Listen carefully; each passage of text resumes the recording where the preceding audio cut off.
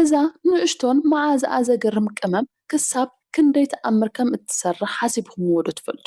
ኩላትና ኣብ ገዛና ቁርንፉድ ኣሎና እንተኾነ ግን ን7 መዓልታት ዝኣክል ኣብ መዓልቲ 2 ቁርንፉድ ጥራሕ እንተተመጊብኩም እንታይ ክኸውን ከም ዝኽእል ትፈልጡ ዶ? ውጽኢቱ ክገርመኩም ይኽእል እዩ። ቁርንፉድ ካብ መቐረቱ ወጻኢ ኣብ ውሽጡ ኣዝዩ ሓያል ዝኾነ መድሃኒት ዘይትታትን ጽረ ኦክሲዳንትን ተሓቢኦም ይርከብዎ። ኣብ ሰሙን ጥራይ ጥዕና ካብ ውሽጢ ናብ ወጻኢ ናይ ምልውዋጥ ዓቕሚ ኣለዎ። ይኹን እምበር ኣብ ኣጠቓቕምኡ ክንጥንቀቐሎም ዝግባእ ሓደገኛታት ጎንታት እውን ኣለውዎ። ሎሚ ቁርንፉድ መዓልታዊ ክትወስዱ ከለኹም ኣብ ሰውነትኩም ብልክዕ እንታይ ከም ዝኸውንን ንዝተፈላለዩ ሕማማት ከመይ ጌርኩም ከም መድሃኒት ክትወስድዎም ክተዳልውዎም ከም እትኽእሉን በዝርዝር ክንሪኦ ኢና። ፈለማ ቁርንፉድ ስለምንታይ እዩ ከምዚ ሓያል ኮይኑ ዝብል ንርአ። ሚስጥሩ ዘሎ ኣብ ውሽጢ ቁርንፉድ ዝርከብ ኢዩጅኖል ዝበሃል ንጥረ ነገር እዩ። ኢዩጅኖል ባክቴርያ፣ ፈንገስ፣ ነድሪ ወይ ድማ ኢንፍላሜሽን ናይ ምክልኻል ኣዝዩ ልዑል ዓቕሚ ዘለዎ ንጥረ ነገር እዩ። ብተወሳኺ ቁርንፉድ ምንጪ ቫይታሚን ኬ፣ ማንጋኒዝ፣ ፋይበርን ጽረ ኦክሲዳንትን እዩ። እዚ ፍሉይ ውህደት ምሕቓቕ ምግቢ ንምስትኽኻል፣ ጎዳእቲ ባክቴርያታት ንምቕታል፣ ዋሕዚ ደም ንምምሕያሽን ዋላ እውን መጠን ሽኮር ደም ንምምጣንን ይሕግዝ። ብፍላይ ንሕማም ስንን ንቁስሊ ጎሮሮን ፍሉጥ ተፈጥሮኣዊ መፍትሒ እዩ። እንተኾነ ግን እቲ ናይ ሓቂ ለውጢ ዝመጽእ መዓልታዊ ኣዘውቲርኩም ወይ ድማ ብቐጻሊ ክትጥቀምሉ ከለኹም እዩ። እስኪ ሕጂ ነቲ ናይ 7 መዓልቲ መስርሕ መዓልቲ ብመዓልቲ ለውጢ እንታይ ክመስል ከም ዝኽእል ንርአ። እዚ ብቁርንፉድ ዝግበር ናይ 7 መዓልቲ ጉዕዞ ኣብ ሰውነትኩም ዘምጽኦ ለውጢ ከምዚ ይጅምር። ኣብ ቀዳማይን ካልኣይን መዓልቲ ኣብ ስርዓተ ምሕቓቕ ምግቢ ለውጢ ክተስተውዕሉ ክትጅምሩ ኢኹም። ድሕሪ ምግቢ ዝስማዓኩም ናይ ከብዲ ምንፋሕ ስምዒት ይቕንስ። ከብድኹም ክቐለኩምን ምቾት ክስምዓኩምን ይገብር። ኣብ ሳልሳይን ራብዓይን መዓልቲ ድማ እቲ ሓያል ናይ ቁርንፉድ ባክቴርያ ምክልኻል ዓቕሚ ክሰርሕ ይጅምር። መዓዛ ኣፍኩም ይሕድስ። ሕማምን ነድሪ ግርጻንን ይቕንስ። ብሓፈሻ ጥዕና ኣፍኩም ብዝገርም ኩነታት የመሓይሾ። ኣብ 5ይ መዓልቲ ብዙሓት ሰባት ዋሕዚ ደም ከም ዝተመሓየሸሎም ይዛረቡ። ዋሕዚ ደም ክውስኽ ከሎ ኣብ ኣእዳውኹምን ኣእጋርኹምን ደስ ዝብል ሙቐት ክስምዓኩም ይኽእል እዩ። ኣብ 6ይ መዓልቲ ናይ ሰውነትኩም ምክልኻል ዓቕሚ ልዑል ምንቕቓሕ ይረክብ። ቀሊል ናይ ሰዓል ምልክታት ወይ ናይ ምስትንፋስ ትሕዝቶ እንተሃልዩኩም ምስትንፋስኩም እናቐለለን እናፀረየን ይኸይድ። ኣብ መወዳእታ ድማ ኣብ 7ይ መዓልቲ ሓፈሻዊ ናይ ሰብነት ብርትዐ መጠን ልዑል ይኸውን። ብተወሳኺ ጥዑም ናይ ምምጋብ ድሌትኩም ይቕንስ። ቆርበትኩም እውን ዝያዳ ጽሬት ዘለዎን ጥዑይን ኮይኑ ይርአ። ቁርንፉድ ንዝተፈላለዩ ሕማማት ከመይ ጌርና ከም መድሃኒት ክነዳልዎ ከም እንኽእል ናብ እንሪኤሉ ናይ ኣሰናድኣ መንገድታት ቅድሚ ምኻድና እዚ ቪድዮ ጠቓሚ ኮይኑ እንተረኺብኩምዎ ናይ ላይክ ምልክት ብምጽቃጥ ከምኡ እውን ሰብስክራይብ ምግባርኩም ኣይትረስዑ። ሕጂ ብቐጥታ ናብ ኣሰናድኣ ክንሓልፍ። ንዝተፈላለዩ ናይ ጥዕና ጸገማት መፍትሒ ዝኾነ ቀለልቲ ግን ኣዝዮም ሓያላት ዝኾኑ ናይ ቁርንፉድ ኣጠቓቕማታት ንርአ። ቀዳማይ ቁርንፉድ ንምሕቓቕ ምግብን ንምንፋሕ ከብድን ምጥቃም እዩ። ቀሊል ናይ ቁርንፉድ ሻሂ ምድላው። ኣሰናዳድኡ ድማ ካብ 3 ክሳብ 4 ፍረ ቁርንፉድ ኣብ ሓደ ኩባያ ማይ ን5 ደቂቕ ዝኣክል ኣፍልሕዎ። ድሕሪ ምግቢ ብሙቐቱ ስተይዎ። እዚ ናይ ከብዲ ምቅላሕ ወይ ድማ ምጭራሕ ቁርፀት ዘይምሕቓቕ ምግብን ብቕፅበት የህድኦ። ካልኣይ ድማ ንሕማም ሽኮርን ንመቆጻር ሽኮር ደምን ክንጥቀመሉ ንኽእል ኢና። ኣሰናድኡ 2 ፍረ ቁርንፉድ ኣብ ሓደ ብርጭቆ ማይ ዘፍዚፍኩም ኣሕድርዎ። ንጽባሕይትኡ ንግሆ ብባዶ ከብድኩም ስተይዎ። እዚ መጠን ሽኮር ደም ከም ዝመጣጠን ንምግባርን ናይ ኢንሱሊን ንመዛብዕቲ ንምክልኻልን ይሕግዝ። ሳልሳይ ድማ ቁርንፉድ ንጉንፋዕን ሰዓልን ምጥቃም እዩ። ነዚ ድማ ውህደት ቁርንፉድ መዓርን ፍጹም መፍትሒ እዮም። 2 ቁርንፉድ ኣድቂቕኩም ምስ ሓደ ናይ ሻሂ ማንካ ንጹህ መዓር ሕወስዎ።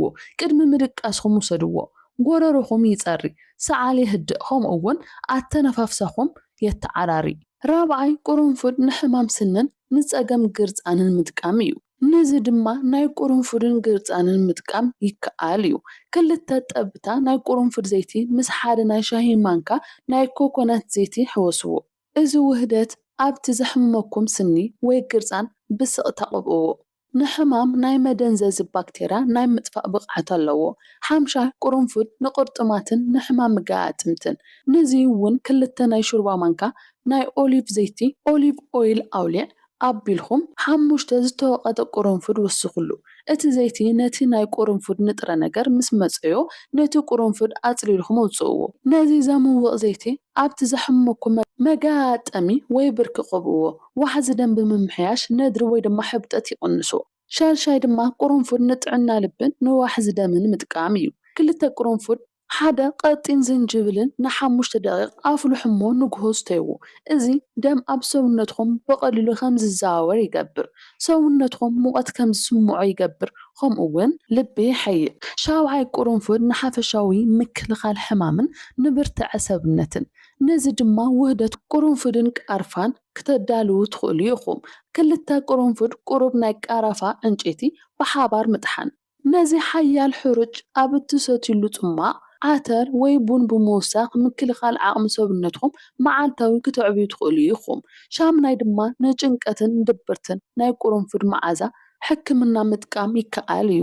እዚ እውን 3 ወይ 4 ቁርንፉድ ኣብ ዝፈለሐ ማይ ብምእታው ትንፋስን ብምስሓብ ዝግበር ኮይኑ ኣብ ውሽጢ ዘሎ ዩጁኖል ነርቪታትና ከም ዝረጋግኡን ኣእሙሮና እፎይታ ከም ዝረክብን ይሕግዝ። ብተመሳሳሊ መንገዲ ንሳይነስን ንርእሲ ሕማምን ካብ ቁርንፉድ ምስ ሒደት ናይ ናዕናዕ ቆፅሊ ወይ ናይ ባሕሪ ዛፍ ቆፅሊ ወሲኽኩም ትንፋስ ብምስሓብ ዝተዓፀዉ ናይ ሳይነስ ቅዳዳት ንምኽፋትን ፀቕጢ ንምንካይን ፍጹም መፍትሒ እዩ። ታሽዓይ ቁርንፉድ ብፈንገስን ዝጥቅዖ ኣእጋር ምጥቃም እዩ። ቁርንፉድ ኣብ ማይ ብዝግባእ ኣፍሊሕኻ እግርኻ ን20 ደቓይቕ ዝኣክል ኣብዚ ማይ ዘፍዚፍካ ምጽናሕ ነቲ ኢንፌክሽን ንምጥፋእ ይሕግዝ። 10 ድማ ንድኻም ወይ ንዕግርግር ቁርንፉድን ሎሚንን ብሓባር ኣፍሊሕኻ ቀስ እናበልካ ምስታይ ከብዲ የህድእ። ንሕማም ሕቆን ንጭዋዳ ምሽምቓቕን ድማ ቁርንፉድ ምስ ናይ ሰናፍጭ ዘይቲ ኣውዒ ኣቢልካ ምሕሳብ ወይ ምሕሳይ እቲ ሕማም ናብ ውሽጢ ዘሊኦ ብምእታው ይህድኦ።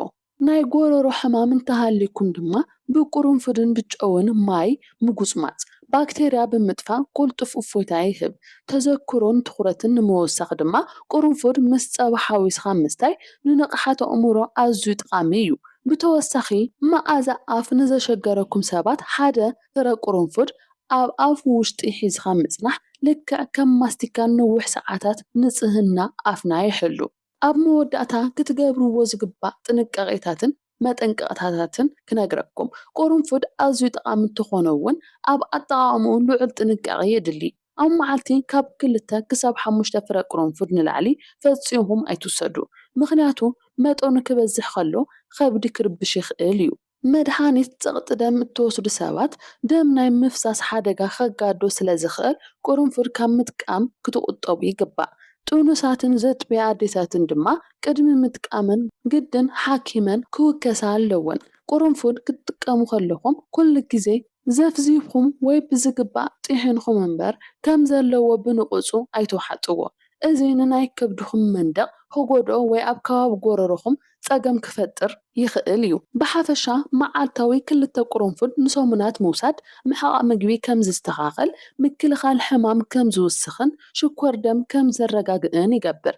እዚ ንእሽትን ቅመም ተፈጥሮ ካብ ዝሃበትና ድንቂ መድሓኒታት ሓንቲ እያ።